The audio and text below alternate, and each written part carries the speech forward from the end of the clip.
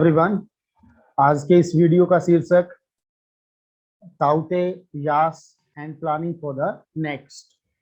ये आर्टिकल है द हिंदू से, जिसका हिंदी रूपांतरण देखते हुए और इस आर्टिकल का जो मेन आर्गुमेंट है उसको मेरी कोशिश रहती है कि मैं टाइटल के माध्यम से आपकी लिसनिंग को टारगेटेड करूं और वो आपको सहज रूप से, सटीक रूप से और सार्थक तरीके से आपके समझ में आए। तो इस सहज, सटीक एवं सार्थक समझ के लिए हम इस वीडियो में आगे बढ़ते हैं और इस वीडियो में हम कोशिश करेंगे कि इस आर्टिकल के माध्यम से जो जानकारी हम जुटा पाएंगे उसके आधार पर हम चक्रवातीय आपदा का आंकलन कर सकें और उसके क्या संभावित समाधान हैं उन पे हम चर्चा कर सकें। इसका जो वोकैबुलरी सेक्शन है with synonyms that would be followed by the main arguments of this, the main arguments and the main information that is being shared with us through this article. And this article is very significant from the perspective of disaster management. So UPSC aspirants के लिहाज से और वैसे भी general awareness के हिसाब से जो डिजास्टर मैनेजमेंट की सिचुएशन है उसको लेकर ये आर्टिकल है। न केवल साइक्लोन पर बल्कि अर्थक्वेक्स और फ्लड्स के बारे में भी जानकारी दी गई है। सो इस वीडियो के माध्यम से पर्टिकुलरली कुछ क्वेश्चंस जो मैं इस वीडियो में आपसे डिस्कस करने वाला हूं, वो सबसे पहला क्वेश्चन ये रहेगा कि that how adversely cyclones impact Indian people both fatally and economically. Cyclones भारतीय लोगों को किस प्रकार से आर्थिक और जान माल की स्थिति के आधार पर किस प्रकार से उनको प्रभावित करते हैं। उसके बाद में दूसरा पॉइंट ये भी रहेगा कि हमारा जो ईस्टर्न कोस्टल एरिया है वो ज्यादा इम्पैक्टेड है या वेस्टर्न। ईस्टर्न और वेस्टर्न कोस्टल एरियाज में साइक्लोन्स की क्या स्थिति है, इस क्वेश्चन का आंसर भी हम जानने की कोशिश करेंगे। And I would be specifically referring to one particular index, that is global climate risk index. So us global climate risk index mein where do we as Indians stand, and then I would be talking about that how adversely it leaves an impact on GDP. हमारी GDP का करीब 2% और total revenues का 15% cyclone damage में चला जाता है। वो भी चर्चा का विषय रहेगा क्योंकि वो मॉनेटरी और इकोनॉमिक इश्यूज में बड़ा सिग्निफिकेंट एस्पेक्ट है साइक्लोन को लेकर। And apart from cyclones which are the major disasters impending our country. Cyclone के अलावा हमारे देश में पर्टिकुलरली जो कुछ रिपोर्ट्स हैं उसके मुताबिक 2050 में हमारी जीडीपी का कितना हिस्सा डिजास्टर मैनेजमेंट पे चला जाएगा और किस प्रकार से कितने लोग, कितने मिलियन बिलियन लोग इससे इम्पैक्टेड होंगे, वो भी मैं चर्चा करने वाला हूं इस वीडियो में।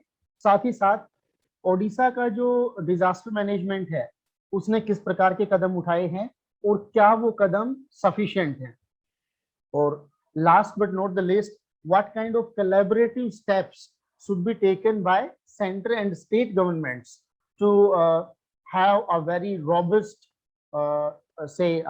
Disaster management infrastructure and disaster management system. किस प्रकार से केंद्र और राज्य सरकारों को कोलैबोरेटिवली एक डिजास्टर मैनेजमेंट का मॉडल तैयार करना है और उसके लिए कौन से स्टेप्स को उठाने की जरूरत है। सो इन क्वेश्चंस के आंसर्स को जानने के लिए उम्मीद करता हूं आप इस वीडियो को अंत तक देखेंगे। So the context of this article is this that ताउते and Yaas, these two cyclones, they have battered India earlier this year. इन दोनों साइक्लोन्स ने भारत पे एक प्राकृतिक आक्रमण किया इस साल के बिगिनिंग में और पर्टिकुलरली गुजरात और ओडिशा में 17 मई और 26 मई को लैंडफॉल्स हुए। सो उनका बड़ा सीवियर इम्पैक्ट हमारी इंडियन लाइफस्टाइल और इंडियन इकोनॉमी पे रहा। If we go by government of India reports that put together an estimate and the estimate is that 199 people died and 37 million people were affected. And in terms of economy, the economic losses stood at 320 billion. 320 billion का उसमें नुकसान रहा, 199 लोगों की मौतें हुई और 37 million people were adversely affected by these cyclones as per the official reports of government of India.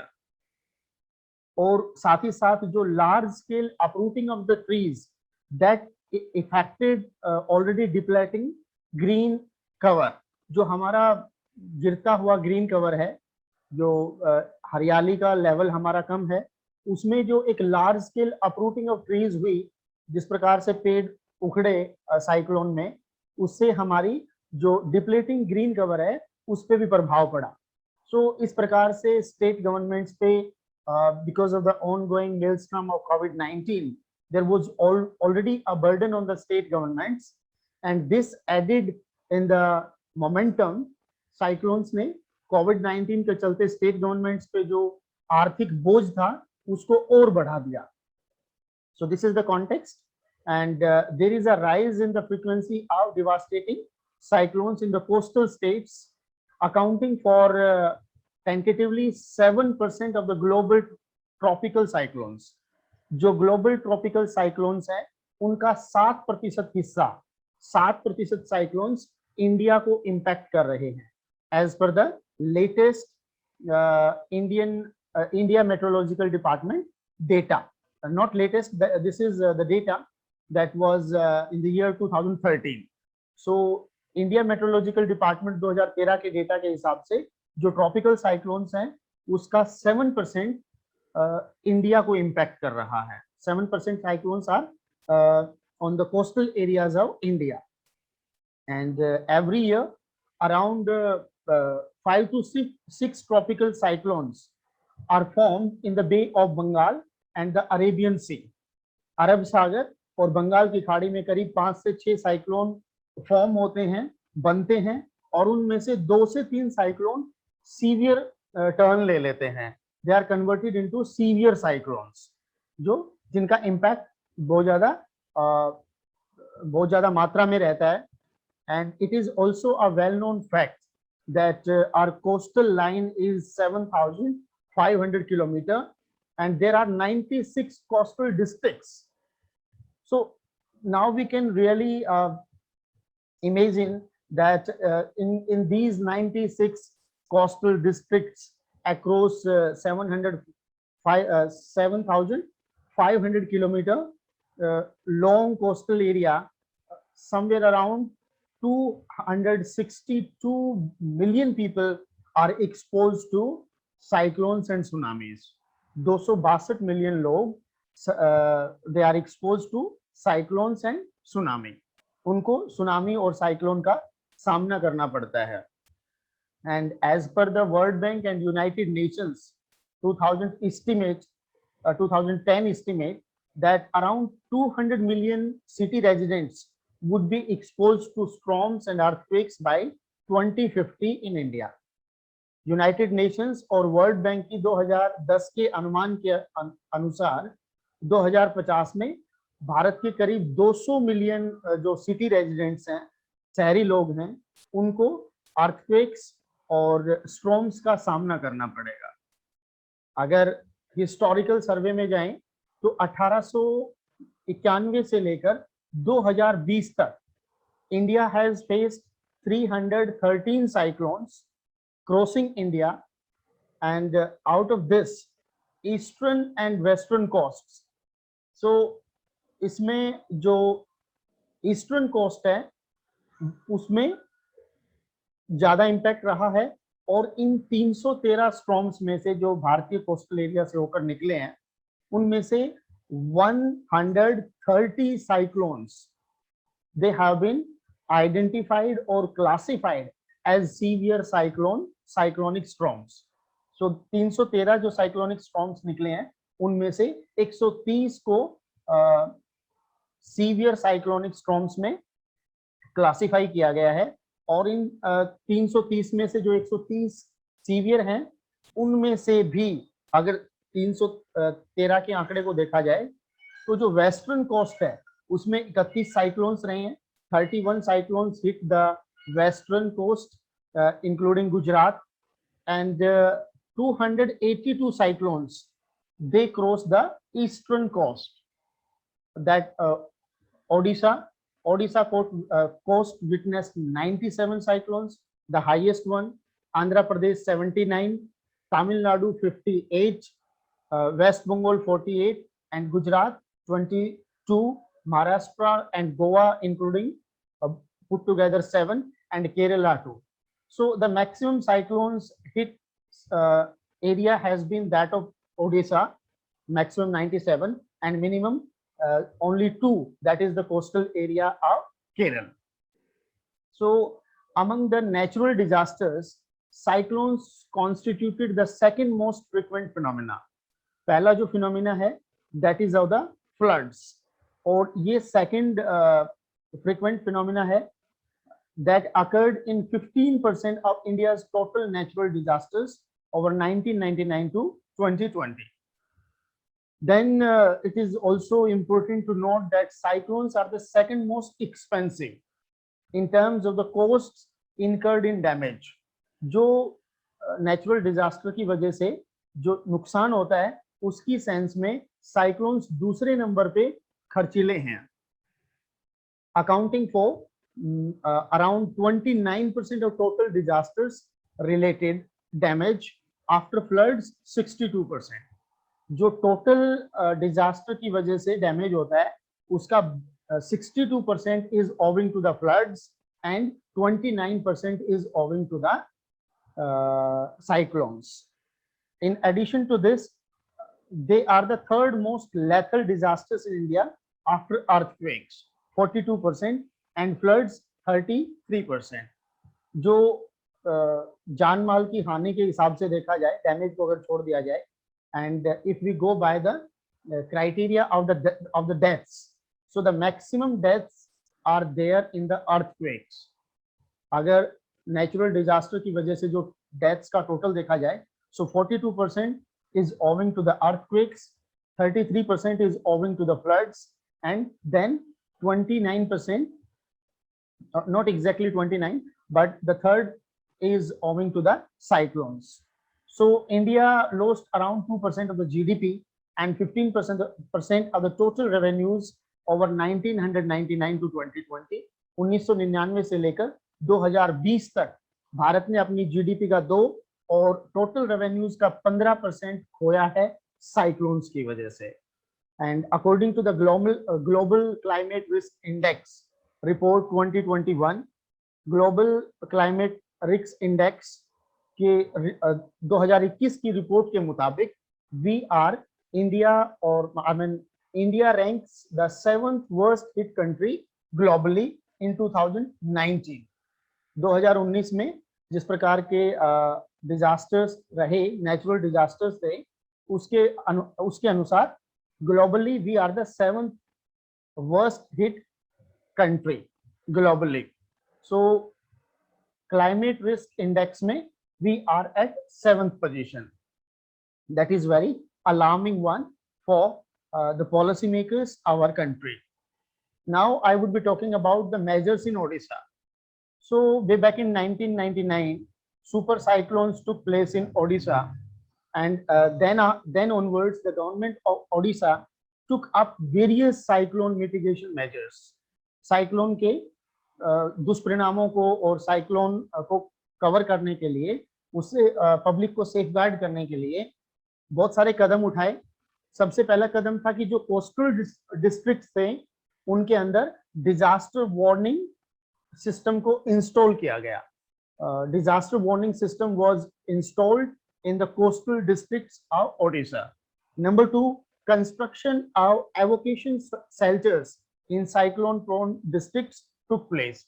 जो cyclone prone districts थे जिनमें साइक्लोन का ज्यादा खतरा था, उनमें राहत कैंप के हिसाब से शेल्टर्स बनाए गए ताकि लोगों को वार्निंग मिलते ही उन जगहों से निकालकर सेफ जगह पे रखा जा सके, रिलीफ कैंप्स में उनको रखा जा सके. And apart from these two steps being taken by government Odisha, uh, an authority, that was Odisha State Disaster Management Authority, was established. That was set up, उसको सेटअप किया गया, ओडिशा डिजास्टर मैनेजमेंट अथॉरिटी को constitute किया गया, and its job was to conduct regular cabinet meetings for disaster preparedness.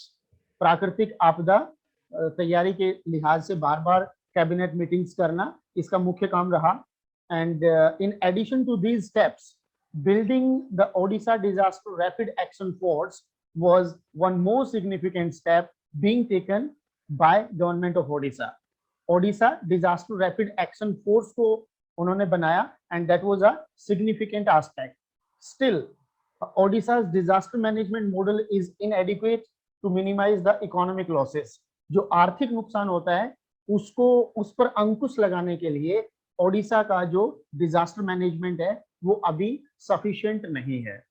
So essential steps which are need to be taken by the governments, center government in collaboration with the state governments, वो कौन-कौन से steps हैं उन पे हम we have a small discussion so that अब तक हमने जो इसका आंकलन किया है, चक्रवातीय आपदा का जो आंकलन किया है उसके संभावित समाधान पे चर्चा. So this is a very essential portion of the video. This would give you ample examples or ideas while talking about disaster management solutions for disaster management. Disaster management में किस प्रकार के steps को लेने की जरूरत है. So first of all, it is imperative to improve the cyclone warning system. सबसे पहले तो हमें साइक्लोन वार्निंग सिस्टम को सुधारने की जरूरत है ताकि हमारी जो प्रिपरेशंस हैं, डिजास्टर मैनेजमेंट प्रिपरेशंस और डिजास्टर मैनेजमेंट मेजर्स हैं, उनको we can take up well in time, well in advance, पहले से ही हम उन रेमेडियल स्टेप्स को ले सकें. Second, the government must widen the cover under shelter belt plantations. Shelter belt plantations के अंदर का जो एरिया है उसको बढ़ाने की जरूरत है, and help regenerate mangroves in coastal regions to lessen the impact of cyclones. Third is installing disaster resilient power infrastructure. Disaster resilient power infrastructure को बनाने की जरूरत है, particularly in coastal areas, in coastal districts. Coastal districts के अंदर एक ऐसा infrastructure बना जाए जो इलास्टिक हो, जो disaster resilient हो, जो disaster को सहन करने की क्षमता रखता हो. Providing concrete houses to poor and vulnerable households and creating massive community awareness campaigns are also essential. किसी भी समस्या के समाधान के लिए उसके प्रति अवेयरनेस, चेतना, जागरूकता एक सबसे कॉमन एक रेमेडियल स्टेप है और उसको भी लेने की जरूरत है डिजास्टर मैनेजमेंट को हायर स्टैंडर्ड्स तक लेकर जाने के लिए. And finally, healthy coordination between the between the center and the state governments should be there so that essential collective steps may be taken to design disaster mitigation measures. So with this, I would be taking up the vocabulary portion of this article. So अब तक का discussion कि हम किस प्रकार से हमारा जो आंकलन है साइक्लोन्स को लेकर, that to conclude that cyclone से हमें बहुत ज्यादा फर्क पड़ रहा है. जीडीपी का 2% और रेवेन्यूज का 15% हमने 1999 से 2020 तक लूज किया है. And apart from that so many people have died, and it is not the cyclones but earthquakes and floods are also natural disasters for us, and center and state governments need to take collaborative actions apart from the existing solutions and steps so that we may have a more cyclone resilient infrastructure. I would be taking up the vocabulary portion associated with this article, and I think it's on your screen now. Let me share it through PPT as per a standardized and regularly practiced activity on tech.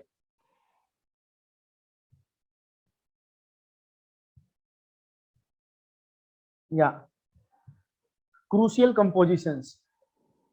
I share crucial compositions and sentence structures, word combinations to different heads in almost all the videos.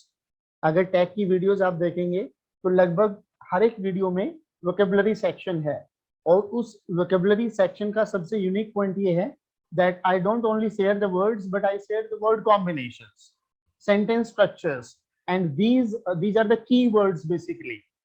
So these will help you to improve your writing skills. ये आपको आपकी writing skills को improve करने में help करेंगे. I hope it's visible on your screen.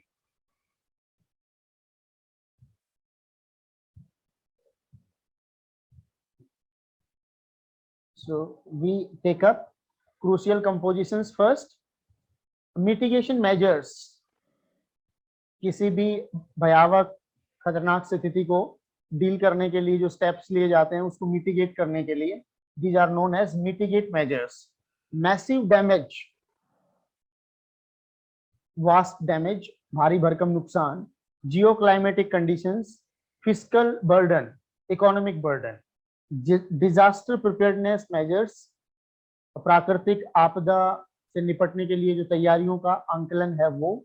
Cyclone resilient infrastructure, the infrastructure that can deal with the that can be resilient, can be elastic to cyclones, to prevent waterlogging को रोकना. So that is one of the solutions, that rivers should be connected and so that waterlogging may be avoided.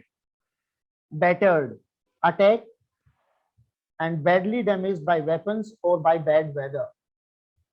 बेकार weather से जो आपका मौसम जब बिगड़ जाता है, बेकार मौसम और या हथियारों से जब किसी को बैडली अटैक किया जाता है, that is battered.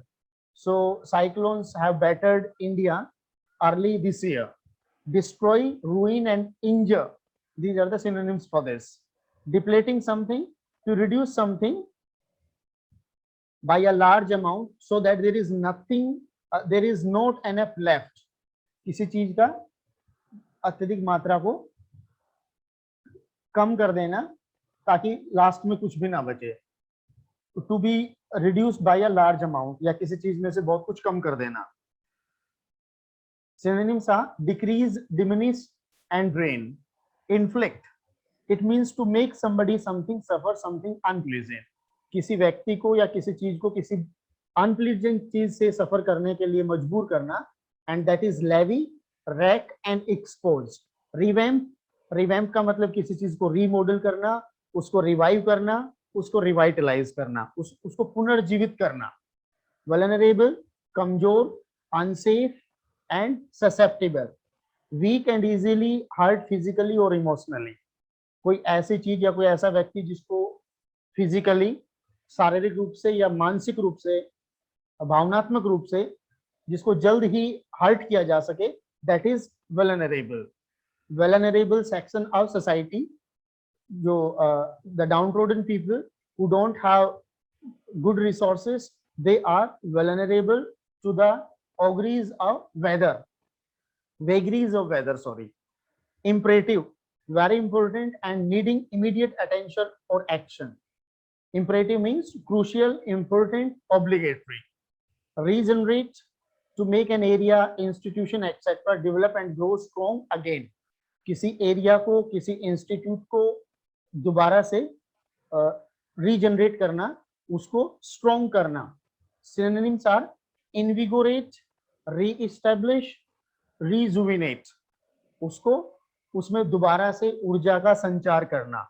Embankments, a wall or bank, कोई दीवार या कोई किनारा. A stone or earth, जमीन या पत्थर का. Made to keep water back, to carry a road or railway over low ground.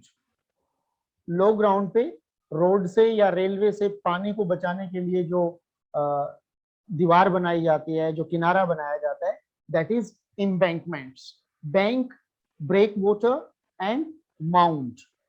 So these are the words apart from the word combinations. Thank you for watching this wonderful video on disaster management. And now it's time for you to motivate me through your like, comment, share, and subscribe. Thank you for watching this video.